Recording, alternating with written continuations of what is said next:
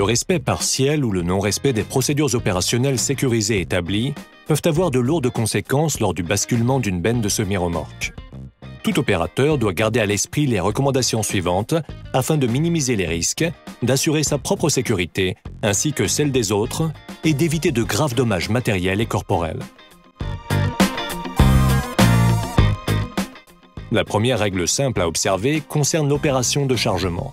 Ne pas charger la remorque si celle-ci n'est pas attelée au tracteur, au risque de la voir se retourner.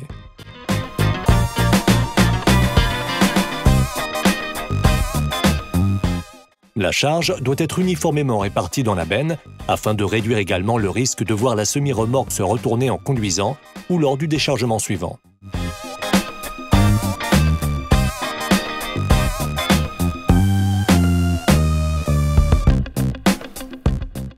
Avant de procéder au déchargement, la semi-remorque et le tracteur doivent être positionnés sur un sol ferme et plat et de manière alignée.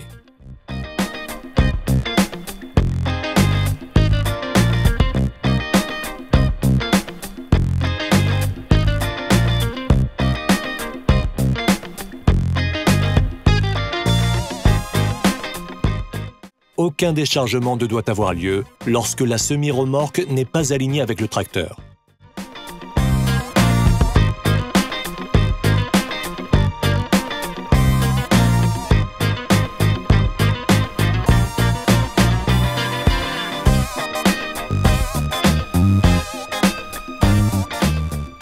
Avant de faire basculer la benne, vérifiez qu'aucun obstacle extérieur ne puisse entrer en contact avec la benne une fois levée à son niveau maximum. Lignes électriques aériennes, arbres, etc.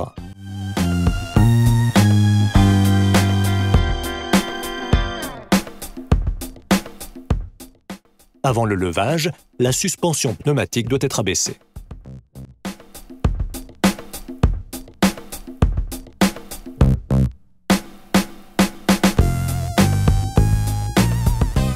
Décharger progressivement et sans à-coups.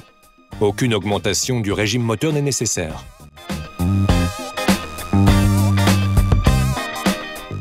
S'assurer que le matériau déversé hors du plancher basculant n'est pas bloqué en bout de benne, ce qui pourrait mener au retournement du véhicule.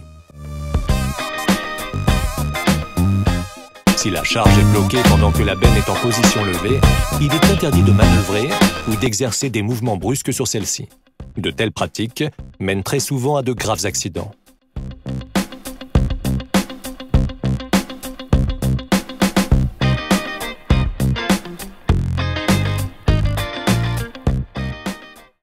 Il convient d'insister fortement sur le fait que le vérin est conçu pour faire basculer la benne et qu'il ne contribue donc pas à la stabilité du véhicule.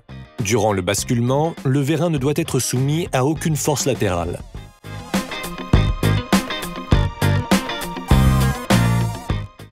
Le vérin de basculement ne doit pas rester en extension au-delà de 30 minutes. Après avoir déchargé la remorque, rétractez entièrement le vérin, puis positionnez le levier de commande au point mort après un délai d'1 minute.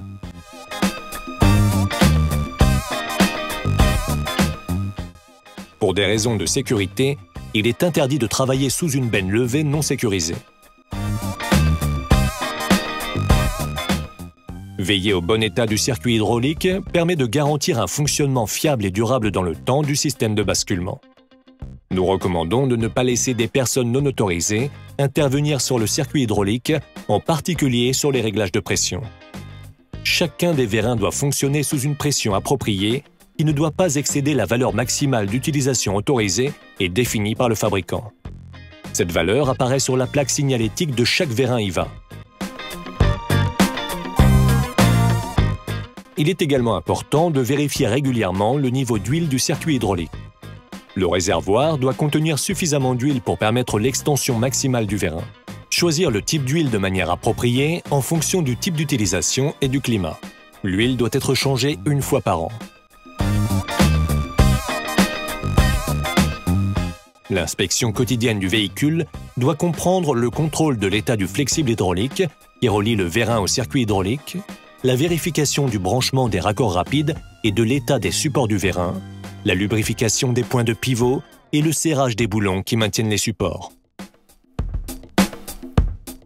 Le respect de ces recommandations permettra à l'opérateur d'éviter des situations de danger à l'origine de dommages matériels considérables, voire d'accidents mortels.